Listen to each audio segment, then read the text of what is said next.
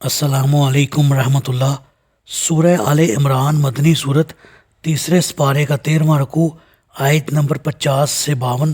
اعوذ باللہ من الشیطان الرجیم، بسم اللہ الرحمن الرحیم۔ وَمُصَدِّقًا لِّمَا بَيْنَ يَدَيَّ مِنَ التَّوْرَاةِ وَلِيُحِلَّ لَكُمْ بَعْضَ الَّذِي حُرِّمَ عَلَيْكُمْ وَجِئْتُكُم بِآیَةٍ مِّن رَّبِّكُمْ فَاتَّقُوا اللَّهَ وَأَطِیعُونِ۔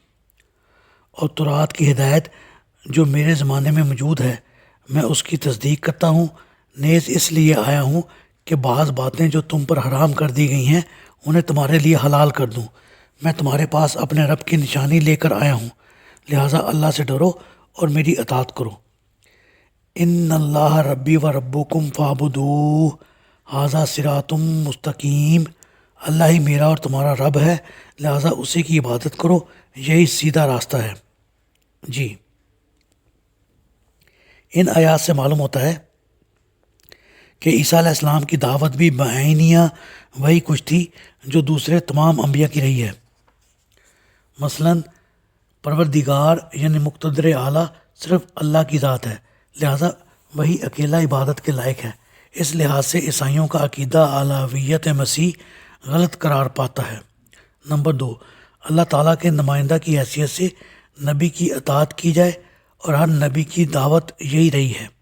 نمبر 3، حلت اور حرمت اور جواز اور عدم جواز کے اختیارات کا مالک صرف اللہ تعالیٰ ہے، لہٰذا جو باتیں تم نے خود اپنے اوپر حرام قرار دے رکھی ہیں، میں اللہ کے حکم سے انہیں حلال قرار دے کر تمہیں ایسی نجائز پابندیوں سے آزاد کرتا ہوں۔ نیز آپ نے اللہ کے حکم سے یہود پر ہفتہ کے دن کی پابندیوں میں بہت تخفیف کر دی تھی، مگر یہود کی اصلاح نہ ہو سکی اور وہ عیسیٰ علیہ السلام کی دشمنی میں آگے بڑھتے ہی چلے گئے۔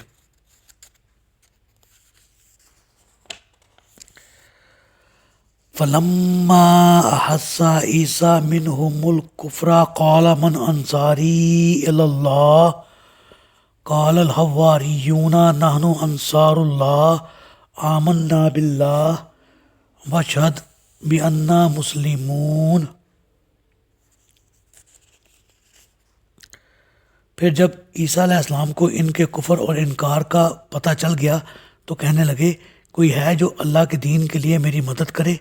حواری کہنے لگے، ہم اللہ کے دین کے مددگار ہیں، ہم اللہ پر ایمان لاتے ہیں اور گواہ رہیے کہ ہم مسلمان اللہ کے فرما بردار ہیں۔ جی،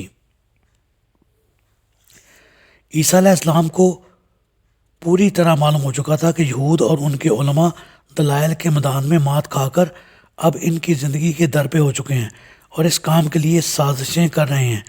انہیں یہ بھی معلوم تھا کہ انبیاء کو ناحق قتل کرنا یہود کی عادت ثانیہ بن چکی ہے۔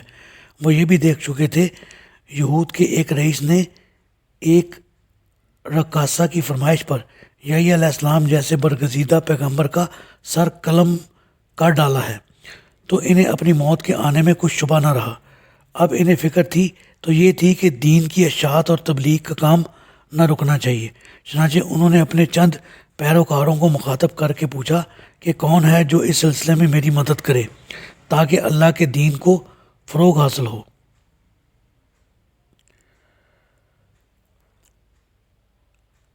حواری کون تھے؟ اس بات میں مفسرین کا اختلاف ہے، تاہم اس بات پر اتفاق ہے کہ حواری کا مفہوم وہی کچھ ہے جو لفظ انصار کا ہے، یعنی اللہ کے نبی اور دین کے مددگار۔ حواری کا مفہوم اس واقعہ سے بھی سمجھ آ سکتا ہے کہ غزوہ خندق کے موقع پر اللہ تعالیٰ نے مسلمانوں کی یوں بھی مدد فرمائی کہ نہایت ٹھنڈی اور تیز ہوا بصورت سخت آندھی چلا دی، جس نے کفار کے لشکر کے خیمے تک اکھاڑ پھینکے۔ ان کی ہانڈیاں الٹ گئیں اور وہ بددل ہو کر ناکام واپس چلے جانے کی باتیں سوچنے لگے۔ تو اس صورتحال کی صحیح رپورٹ لینے کے لیے رسول اللہ صلی اللہ علیہ وسلم نے صحابہ کو مخاطب کر کے فرمایا کہ کون ہے جو کفار کے لشکر کی خبر لاتا ہے؟ اس کڑاکے کی سردی میں اور آندھی میں نکل کھڑے ہونے کی کسی کو جرت نہ ہوئی، صرف زبیر بن عوام رضی اللہ تعالیٰ عنہ تھے جنہوں نے کہا، یا رسول اللہ میں جاتا ہوں۔ آپ نے پھر دوسری بار وہی سوال دہرایا تو پھر زبیر بن عوام نے ہی بولے کہ یا رسول اللہ میں جاتا ہوں۔ تیسری بار آپ نے پھر سوال دہرایا تو تیسری بار بھی زبیر بن عوام رضی اللہ تعالیٰ عنہ ہی جانے پر آمادہ ہوئے۔ اس وقت آپ صلی اللہ علیہ وآلہ وسلم نے فرمایا کہ ہر پیغمبر کا ایک حواری ہوتا ہے اور میرا حواری زبیر ہے۔ چنانچہ کچھ حواریوں نے ببانگ دہل اعلان کیا کہ ہم اللہ کے دین کی خدمت کریں گے، اور اثر نو عہد و پیمان کیا اور عیسیٰ علیہ السلام سے کہا کہ آپ گواہ رہیے کہ ہم اللہ تعالیٰ پر ایمان لاتے اور ان کے فرما بردار بنتے ہیں۔